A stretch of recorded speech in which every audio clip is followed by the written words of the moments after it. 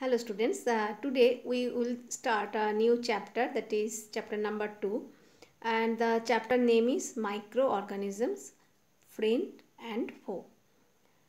Children, all of you know that in our surrounding there are a lot of organisms are present which are so small that we cannot see them with the naked eyes. We need a magnifying instrument, which is also known as microscope, to see those extremely small organisms. These extremely small organisms are known as microorganisms. Okay, actually micro, this word means extremely small.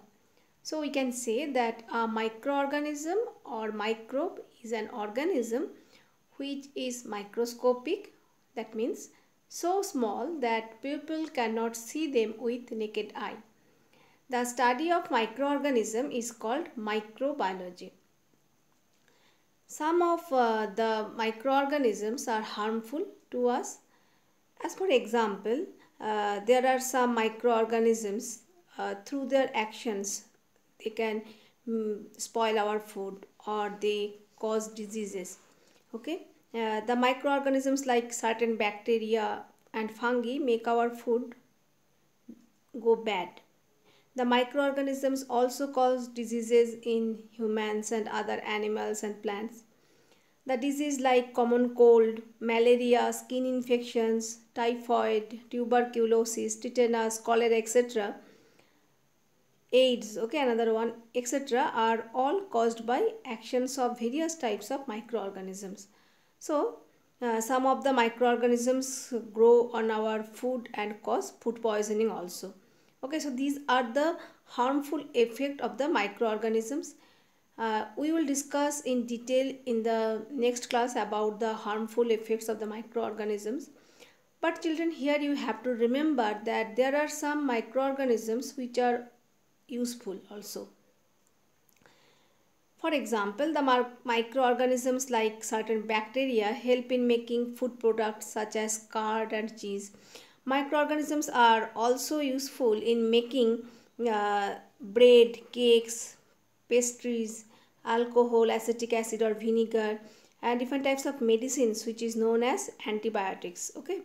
Some microorganisms decompose the organic waste of dead plants and animals into simple substances and clean up the environment.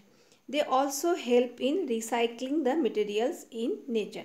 Okay, so we can see that means the microorganisms has the harmful as well as useful effect. Now children, we will learn about the different types of microorganisms. Microorganisms are classified into 5 major groups. These groups are viruses, then algae, protozoa, fungi and bacteria. We will learn about these different group of microorganisms one by one. So first we will discuss about bacteria. These bacteria are very small and single cell structures. Okay, they have cell wall, but they do not have the organized nucleus and other structures. The bacteria are found in large numbers everywhere. That means in air, soil, water, every surface around us, on our bodies even, and even inside our bodies also. Bacteria are larger than the viruses, but still they are very small. Bacteria take food, they can move, they can respire, as well as they can reproduce on their own. There are mainly 4 types of bacteria on the basis of their shapes. Okay, so here you can see that means there are some bacteria which are that is the spherical in shape. Okay, these bacteria, the spherical shaped bacteria, are known as cocci, whereas some of the bacteria have rod shaped structures. Okay, these rod shaped structures, rod shaped bacteria is known as bacilli. There are some bacteria which are having the spiral structures. Okay, like here you can see it is the spiral shaped. they are known as spirilla, whereas there are some bacteria which are having the comma shaped. These bacteria are known as vibrio. Okay, so that means this classification is based on the shape of the bacteria. Okay, now these bacteria are found in every habitat on earth like soil, rock, oceans, even in the Arctic snow also the bacteria are present. Okay, uh, the two common examples of the bacteria are lactobacillus and the rhizobium. Okay, you have learned about the rhizobium in the that is in the previous lesson. Okay, where we have learned about the nitrogen fixing bacteria. So you know that is the rhizobium uh, makes the soil more fertile by absorbing the atmospheric nitrogen and convert it into the nitrate, and they are present in the root nodules of leguminous plant. Okay, so this rhizobium is a helpful bacteria. Here you can see another picture of another type of bacteria which are known as lactobacillus. These lactobacillus also helpful bacteria. They help in making curd from milk. Okay, on the other hand, there are some bacteria which cause diseases. As for example, some of the human diseases are caused by bacteria like cholera, typhoid, tuberculosis, then diphtheria, then whooping cough, food poisoning. So these type of diseases are caused by the bacteria. So children, we have seen that is the bacteria have both the harmful effect as well as the useful effect. Okay, now we will discuss about another type of microorganisms, that is virus. Viruses are the smallest microorganisms which can develop only inside the cells of the host organisms. Okay, so these organisms may be an animal, it may be plant or bacteria. These viruses are much smaller than bacteria. They do not show most of the characteristics of living things. For example, viruses do not respire, they do not feed, grow, excrete or move on their own. They just reproduce only, and they are able to reproduce if they enter in a living cell. That means viruses can reproduce and multiply only inside the cells of other organisms such as animal cells, plant cells or bacteria cells, etc. Okay.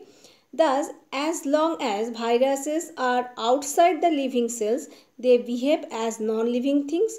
But as soon as the viruses enter the living cells of other organisms, they start behaving as living things by carrying out the process of reproduction.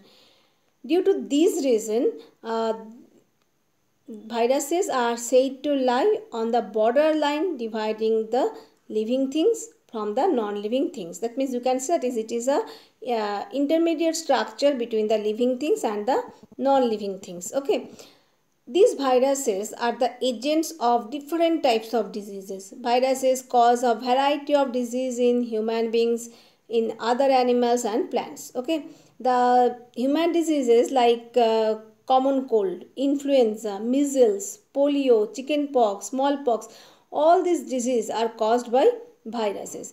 Here you can see the example of two viruses. First you can see that is the HIV virus. Actually the full name of the virus is human immunodeficiency virus. So this HIV cause a disease which is known as AIDS. Here you can see the picture of another virus which is known as TMV. The full form is tobacco mosaic virus. This is a plant virus which cause the disease in plant. Now we will discuss about another type of microorganism, that is protozoa. Protozoa are a group of single-celled microorganisms which are classified as animals. Protozoa are animal like structures. Okay, they are generally found in ponds, lakes, dirty water drains, rivers, seawater and dam soil. I have already told you that is they are like animals, so it means they are heterotrophic. They do not be able to make their own food. Okay.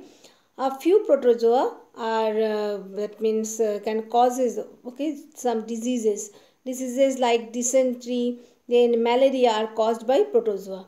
Okay, these mm, protozoas are generally found in, I have already told you, that is, these protozoas are generally found in ponds, lakes, seawater, damp soil, dirty water, lakes, etc.